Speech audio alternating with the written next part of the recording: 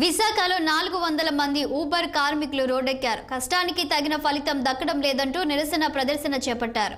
Visakha airport వద్ద Uber private taxi డ్రైవర్లు బంద్ ప్రకటించి నిరసన కార్యక్రమంలో పాల్గొన్నారు. గత 8 రోజులుగా ఆందోళన బాట పట్టిన యాజమాన్యం మొండి వైఖరితో వ్యవహరిస్తుందన్నారు.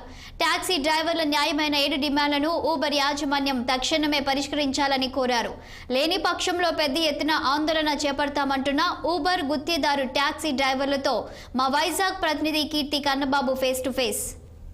విశాఖలో ఊబర్ బంద్ అయినటువంటి పరిస్థితి అయితే కనబడుతుంది. గడిచిన కొద్ది రోజులుగా ఊబర్ కార్మికులంతా కూడా ఆందోళన చేస్తున్నటువంటి పరిస్థితి. ఈ నేపథ్యంలోనే విశాఖ ఎయిర్పోర్ట్లో ఈరోజు ప్రస్తుత తాజా పరిస్థితి చూస్తే కనుక వందలాది మంది అయితే ఊబర్ కార్మికులంతా కూడా పెద్ద ఎత్తున నిరసన వ్యక్తం చేస్తున్నటువంటి పరిస్థితి అయితే ఉంది. ఊబర్ కార్మికులు ఎవరైతే ఊబర్ డ్రైవర్లు ఎవరైతే ఉన్నారో వీళ్ళు బంద్ నిర్వహించడంతో విశాఖ ఎయిర్పోర్ట్కి వస్తున్నటువంటి ప్రయాణికులందరూ కూడా చుక్కలు చూస్తున్నటువంటి పరిస్థితి అయితే ఉంది.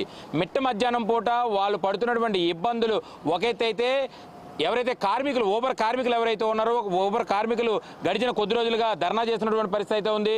అయితే విశాఖలో ఏదైతే ఊబర్ యాప్ ద్వారా యాజమాన్యం కొన్ని షరతులు వీళ్ళకి అంటే ఏవైతే వీళ్ళు ప్రధానంగా డిమాండ్ చేస్తున్నటువంటి డిమాండ్స్ ఏవైతే ఉన్నాయో ఆ డిమాండ్స్ని తక్షణమే ఓనర్స్ అండ్ డ్రైవర్స్ అందరూ కూడా దీని మీద దృష్టి సారించాలని చెప్పేసి ప్రధానంగా వీళ్ళు చెప్తున్నటువంటి పరిస్థితి అయితే ఉంది.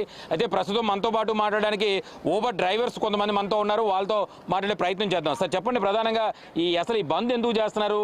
ఈ యొక్క దేశ తాలూకా డీటెయిల్స్ ఏంటండి అసలు? నా పేరు శ్రీనివాస్ అండి. నేను క్యాబ్ యూనియన్ ప్రెసిడెంట్ని. గత 8 రోజులుగా కూడా అలిపెరగని పోరాటం ఊబర్ మీద చేస్తున్నామండి.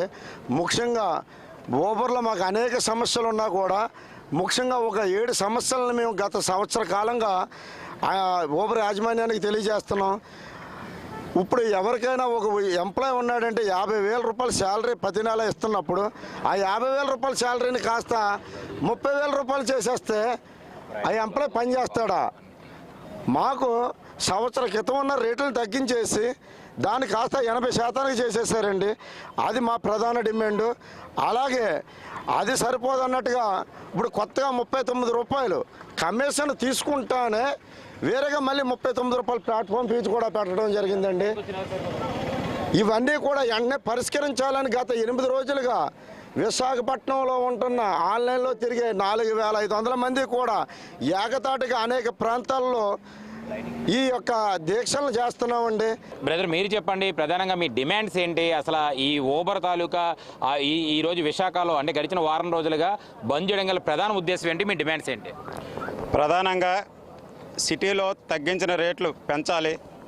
ఎందుకంటే ఇప్పుడున్న జీవనశైలి ఆధారంగా రేట్లన్నీ పెరుగుతున్నాయి. అయితే వెహికల్ కాస్ట్ అవ్వచ్చు, స్పేర్ పార్ట్స్ అవ్వచ్చు, డీజిల్ అవ్వచ్చు, పెట్రోల్ అవ్వచ్చు, ఉన్న రేట్లు పెంచలేదు సరికదా, ఉన్న రేట్లను తగ్గించారు. తగ్గించిన రేట్లు పెంచాలి. ఏదైతే కొత్తగా ప్లాట్ఫామ్ ఫీజు, ఇప్పుడు నేను వెహికల్ వేస్తే నాకు ఇన్కమ్ వస్తుంది. నేను వెహికల్ వేయకుండా నేను రోజు ఊబర్ యాజమాన్యానికి 39 రూపాయలు కట్టాలి. నేను ఎక్కడి నుంచి కట్టాలి? ఏ విధంగా కట్టాలి? కొత్తగా ఏదైతే ప్లాట్ఫామ్ ఫీజు అనేది 39 రూపాయలు పెట్టారో 39 రూపాయలు ప్లాట్ఫామ్ ఫీజు అనేది తీసేయాలి. అలాగే ఏదైనా ఒక వస్తువు మనం మార్కెట్లో కొన్నామంటే దానికి ఎంఆర్పి రేట్ అంటూ ఉంటుంది. ఈ ఊబర్లో ఒక కస్టమర్ని ఒక గమ్యస్థానం నుంచి ఇంకో గమ్యస్థానానికి చేర్చుతున్నాం అంటే దానికి కిలోమీటర్కి ఎంత ఇస్తున్నాం అని, వే బిల్ ఎంత ఇస్తున్నాం, పెర్ మినిట్కి ఎంత ఇస్తున్నాం అని షో చేయాలి. అది షో చేయట్లేదు. మా డిమాండ్స్ నెరవేర్చాలంటూ కూడా ఊబర్ యాజమాన్యాన్ని దిగొచ్చేంత వరకు కూడా ఖచ్చితంగా ఊబర్ డ్రైవర్లందరూ కూడా ఈ ధర్నాను కొనసాగిస్తారంటూ కూడా యూనియన్ ప్రెసిడెంట్లు కూడా ఇప్పటికే చెప్పడం జరుగుతుంది.